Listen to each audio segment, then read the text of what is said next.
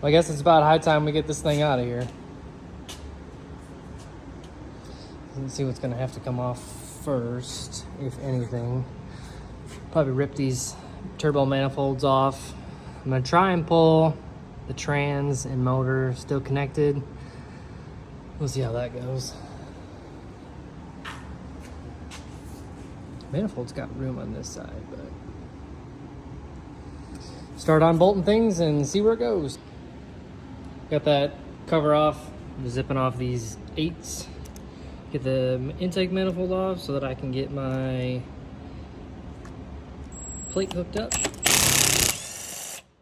And for anyone doing this project themselves and they're getting to this point where they need to take the valley cover off to put their swap plate on or lifting plate on, and you're working with these knock sensors on a Gen 3, just break them. You can spend, I probably should have filmed this before I broke them, but you could spend half hour, 45 minutes trying to get this little clip undone to release it from that knock sensor. Just break them off. Get new ones. This harness here, I get mine from Michigan Motorsports, and I think they come with sensors or without sensors. That's up to you.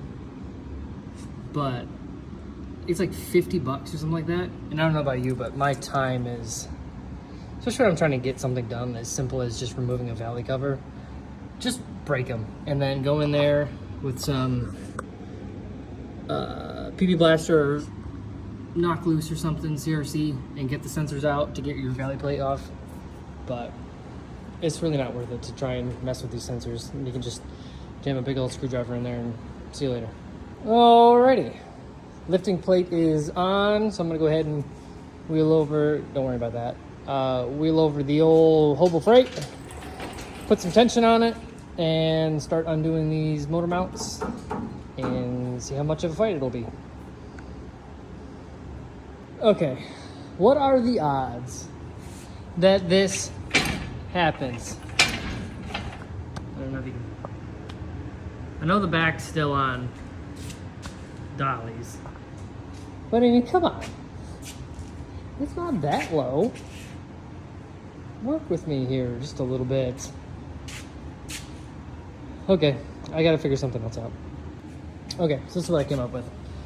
Really didn't want to support it with jack stands just because of all the moving and whatnot. We're barely clearing. And if it works, is it really wrong? Okay, so back to hooking this thing up. Pulling some motor mount bolts. They're in there somewhere, I promise. And see what kind of trouble we can get in. Okay, after struggling with those motor mounts, they were a little stuck on there. Got her free, but the oil pan is still a truck pan on this car, and it's hitting that front frame cross member. Not that one, but that one. And not that one. I'm talking about this one. Not this one. So I'm thinking. I still want to take out the trans at the same time, and that's not going to be possible. So I'm thinking I'm going to pull this front clip off, what's left of it, and hopefully squeak it up enough to get it over that piece of frame without ramming the bell housing of the trans into the floor. See how that goes. Well, that worked. Plenty of room for all the activities now. Should have stand still while we wait for the blood juice to drain out. A side note, guy's got AC Delco spark plugs in there. That's pretty special. Must have been a real race car. Any day now.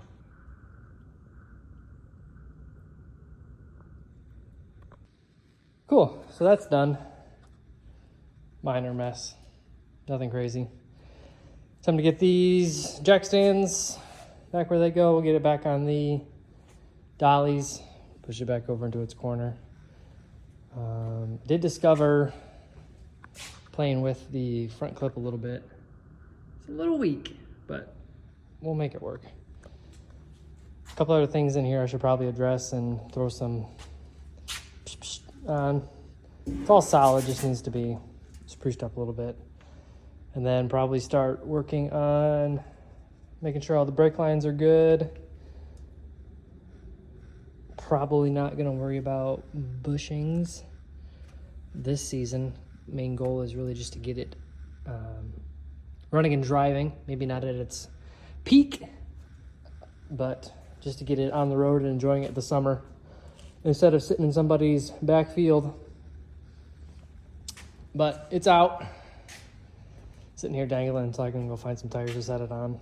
The 5.3 or 4.8, whatever it is going to a buddy of mine. But if any of you guys are in need of, I already took this manifold off, but a On3 turbo and it looks like a truck kit or something, like uses a crossover, goes on underneath the trans. Shoot me a DM, shoot me a comment.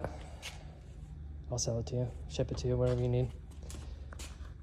Cool, guys. Thanks for watching. Doing some cleanup here in reference to if anybody wants this. This is the driver's side. It's a PowerGo Motorsports number 3 primary. Apparently doesn't fit too well in a Nova, but looks like it's stainless. Again, if anybody wants it, let me know.